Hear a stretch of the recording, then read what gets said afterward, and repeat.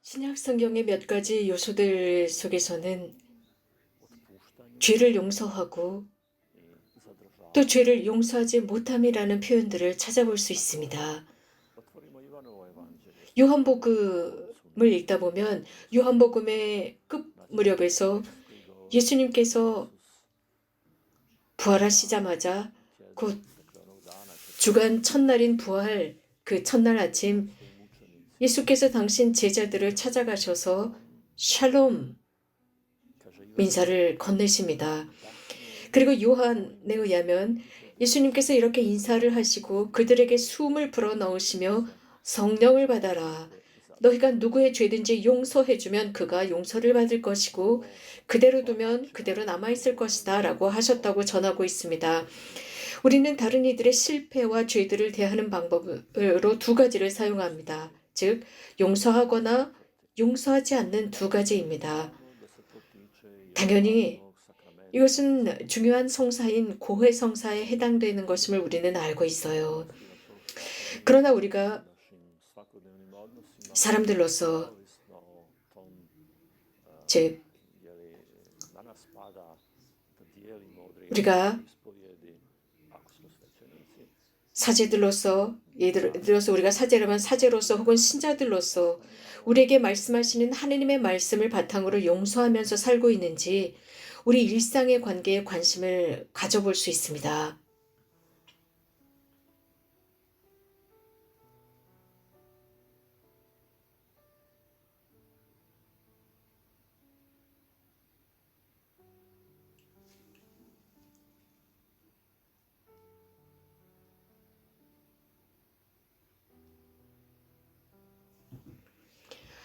예수님의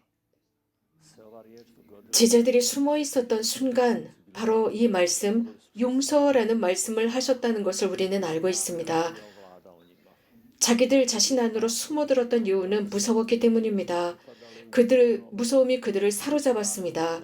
죽임을 당한 자 편에 속했다는 비난이 두려웠습니다. 또한 그날 아침 막달라 마리아의 전갈대로 사라진 시신 때문에도 그들은 두려웠습니다. 비무덤 때문에 그들은 무서웠습니다. 그래서 숨어 있었습니다. 이것은 하나의 상징입니다. 즉 기쁨이 없고 사는 이유를 찾지 못하며 인생에서 사명을 찾지 못하는 영혼은 무덤과 같다는 것입니다. 참 흥미로운 것은 살아있는 사람들이 스스로를 닫아 걸고 있는데 바로 여기 그 무덤으로부터 나오신 분께서 이 닫혀 있음을 여셨다는 사실이 흥미롭고 그분이 나오셨기 때문에 무덤은 비어 있었습니다. 당신 제자들이 숨어 있는 곳으로 들어가신 예수님, 닫혀 있는 바로 그 세상 안으로부터 여십니다. 옆구리와 당신의 상처들, 양손을 보여주시고 샬롬이라고 그들에게 인사하십니다. 십자가에 달리셨던 분입니다. 죽임을 당하셨지만 부활을 한 분을 제자들은 만나고 환호합니다.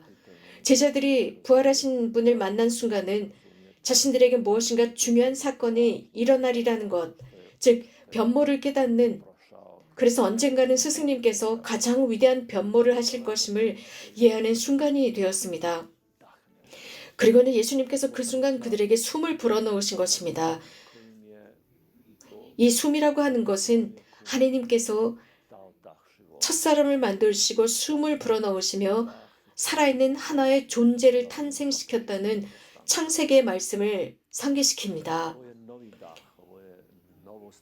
주님의 새로운 숨, 새로운 창조로서 그분과 함께 새로운 창조가 출발한다는 것을 의미합니다. 그 숨은 동시에 하느님의 성령입니다. 성령을 받는다 함은 죄를 용서할 수 있는 힘을 받는 방법입니다.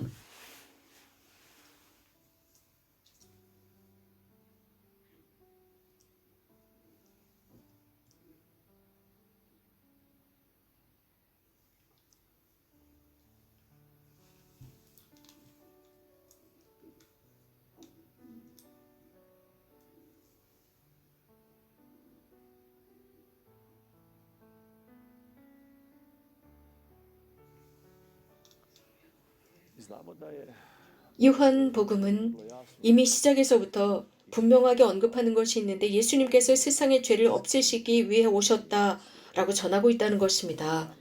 용서 혹은 죄를 뽑아버리는 행위는 예수님의 지상사명에서 매우 중요한 부분을 차지하고 있었습니다.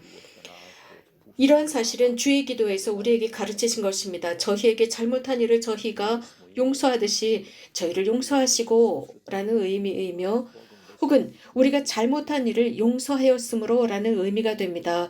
이것은 하느님과 다른 이들을 만나기 전에 먼저 죄를 용서합니다. 화해한 공동체만이 죄를 용서할 능력이 있다는 것을 우리는 어느 정도는 알고 있습니다. 자기 스스로와 화해하지 못한 이들은 이웃과도 화해할 수 없습니다.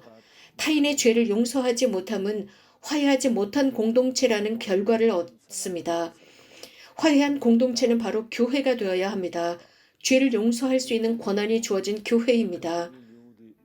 다른 사람들의 잘못을 용서해주지 않으려고 우리는 매우 다양한 방법이나 기술을 사용한다는 것을 알고 있습니다. 남 탓을 하고 내 잘못을 남에게 덮어 씌우기도 하고 잘못에 대한 두려움 때문에 그 잘못을 보상하게 만드는데 이것이 어떤 때는 돈이 되기도 하고 가끔씩 감정적인 보상 혹은 공갈을 치기도 합니다. 이런 사람이라고 단정해버리고 그에 대해 악담을 하고 사랑 대신 안갚음에 불을 지핍니다. 그래서 죄라는 테두리 속에서 서로 연대하기 시작합니다. 그리고 타인들에게 잘못을 씌우는 그룹을 만듭니다.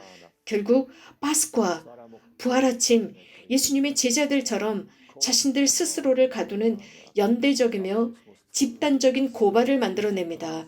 서양은 인종차별주의, 파시즘, 나치즘, 공산주의 등을 생산했습니다. 수많은 주의를 만들어서 집단적 잘못을 도대체 어떻게 마무리 지어야 할지 모르게 되어버렸고 결국 관계들을 더욱 악화시켜버렸습니다.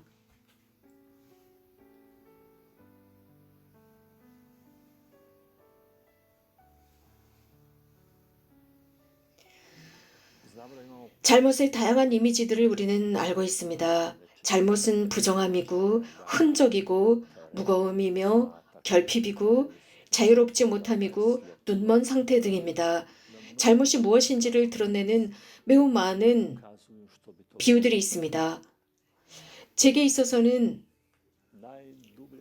그 시편 32편의 서두야말로 잘못에 대해서 가장 심오한 방법으로 고백하고 있다고 생각합니다. 시편 작가는 제 입 밖에 내지 않으려 하였다라고 시작합니다. 즉 가책을 느낄 때 가장 먼저 나타나는 반응입니다. 다시 말씀드리면 남들이 내 잘못을 밝혀내지 않기를 바랍니다. 이 첫 번째 반응은 한동안 지속될 수는 있습니다. 하지만 결국 저의 뼈들이 말라들었다라는 것을 시편 작가는 발견하고 고백합니다. 즉 내가 발견한 것은 내가 내 잘못을 알게 되었을 때 내 몸이 고통스러워한다라는 것입니다. 내 영혼과 내 정신은 잘못의 무게에 짓눌렸기 때문입니다. 자, 여기에 다른 결과에 도달합니다. 곧 나날이 신음 속에 저의 뼈들이 말라들었다라고 시편 작가는 말합니다. 나의 내면이 울며 훌쩍거리고 있습니다. 생명의 영원함 속에 머물지 못하기 때문입니다. 라고 훌쩍거립니다. 모든 마음은 자체가 지닌 활력을 잃었고 어쨌든 침묵이 흐르면서 훌쩍이며 울고 벙어리가 되어 있습니다. 결국 잘못의 결과는 몸이 반응한다는 것을 보여주고 있습니다.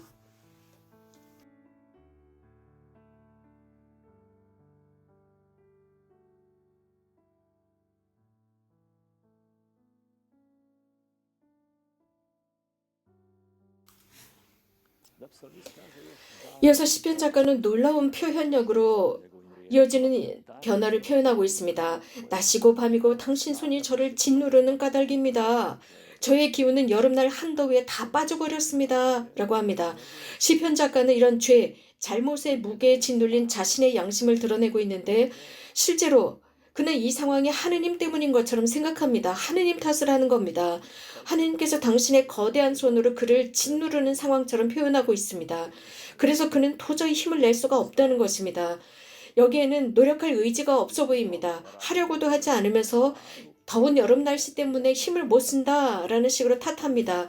이 과정은 가책에 짓눌리는 사람이 느끼는 다음과 같은 과정입니다. 곧 하나님께서 벌하신 게 아닐까라고 생각하고 하나님께서 자신을 못 살게 괴롭히시기 때문에 살아갈 힘이 없다고 생각합니다.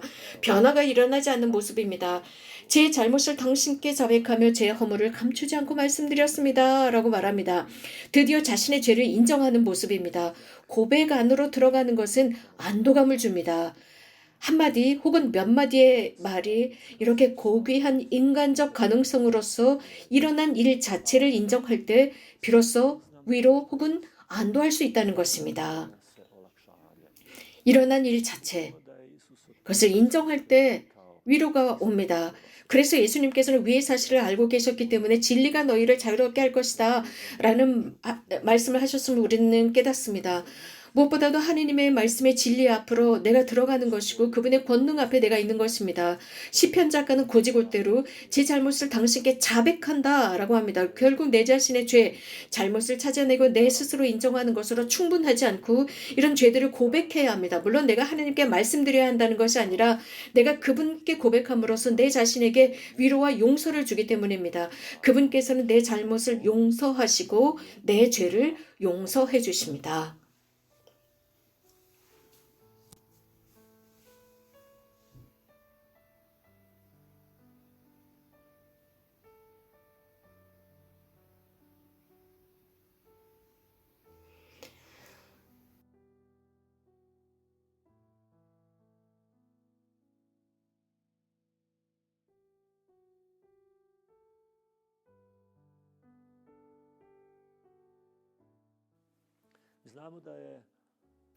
오래전 이사야는 예언서 54장에서 예수님을 야훼의 종으로 묘사했고 우리의 그 어떤 종류의 잘못과 무거운 짐도 상관하지 않으시고 대신 짊어지신 분이라고 표현했습니다.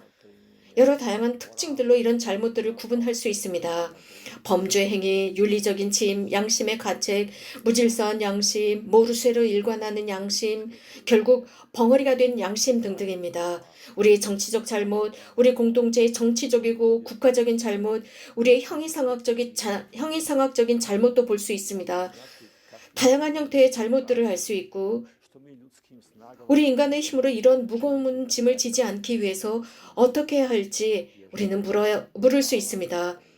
자기 정당화 속으로 도망치기 혹은 타인에게 잘못을 덮어씌우기, 잘못을 부정하기 혹은 냉소주의, 내 자신과 타인을 잘못한 면에서 평가절하하면서 누가 범인인지 애써 상상하려고 합니다. 그리고 나서 나는 회한의 침묵 속으로 들어가거나 혹은 탈출구를 찾으려고 하지도 않으면서 자책 속으로 빠져듭니다. 이런 다양한 방법을 혼합해서 사용할 수 있다는 것입니다. 하지만 자책감은 어떻게 할 것입니까? 잘못했다는 것을 깨닫고 그 무게로부터 어떻게 나올 것이고 탈출구는 어떻게 찾을 수 있느냐 말입니다. 자, 예수님께서 제자들에게 가셨다는 것을 전해주는 바로 이 테스트가 우리에게 중요한 이유가 여기에 있습니다. 부활하신 분을 만나는 것입니다. 그분께서 잘못을 없애시도록 하기 때문입니다. 그분을 신뢰하고 다른 이들을 용서하는 것입니다. 부활하신 분의 숨은 우리의 영혼을 살립니다. 잘못은 마음과 의식을 짓눌러서 제대로 된 생각을 못하게 하고 인간관계를 좋게 유지하지 못하게 만들어버립니다. 왜냐하면 잘못을 한 사람은 그의 모든 존재가 가려져 있는 것과 같기 때문입니다. 부활하신 분의 자유를 선사하시는 그 숨이 필요한 사람입니다. 잘못의 무게에 짓눌릴 때 무덤 속에 사는 것과 같고 닫혀버린 무덤의 한가운데 있는 것입니다. 그 무덤 속에서 삶은 있습니다. 살아있으며 살아있는 사람들을 만나지만 반은 죽은 상태입니다. 부활할 수 있도록 성령께서 우리를 자유롭게 하시고 다시 한번 새로운 세상 안으로 우리의 사명을 받아들이게 만듭니다.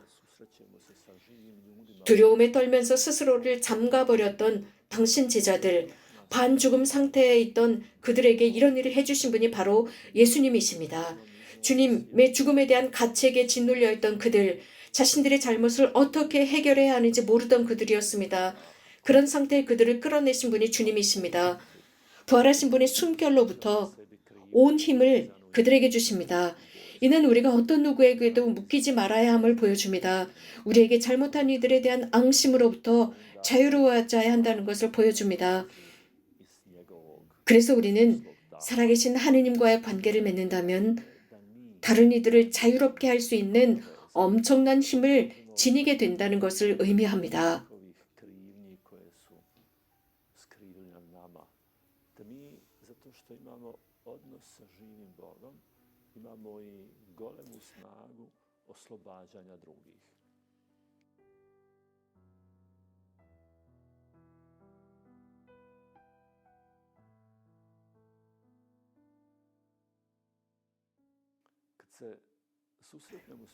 서로의 잘못을 추궁하면서 서로 얽혀있는 사람들을 만났을 때 그들의 삶이 묶여있는 것을 우리는 알 수 있습니다.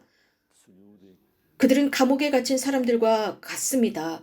영적인 노예이지만 그들의 삶 곳곳에서 이런 묶인 것이 나타납니다. 단 한 잘못을 했더라도 여기에서 자유로워진 한 사람을 만나게 될 때 타인의 실수를 관대하게 덮어주는 모습을 발견할 수 있습니다. 우리가 사는 이 인생에서 우리에게 심각한 잘못을 저지른 사람일지라도 더 이상 얽혀있지 말고 우리 삶에서 놓아줄 수 있습니다. 단 잘못으로부터 자유로워진 사람만이 다른 이들을 자유롭게 해줄 수 있는 사람입니다. 이는 부활하신 분을 만나고 살아계신 하느님과 함께하는 것이 중요합니다. 그분의 숨결이 누구와도 얽혀있지 않고 덮어줄 수 있는 능력을 주시며 인간의 능력 안에 잠재해 있는 것을 보여주고 우리가 사용하는 말, 우리의 행동, 우리의 관계를 드러냅니다. 하느님의 말씀을 만나면서부터 당신의 성사들을 통해서 그분의 자비가 우리의 얽힘과 우리 서로의 잘못을 덮어줄 수 있는 힘을 경험하게 해줍니다. 결국 서로가 서로의 무게를 덜어주게 합니다.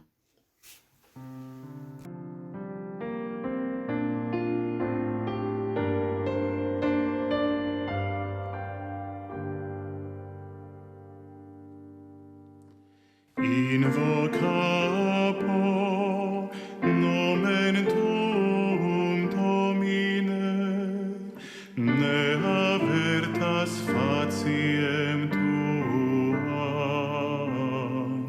acclamorem meo. Domine Deus salutis me, in die clamavi et nocte coram te.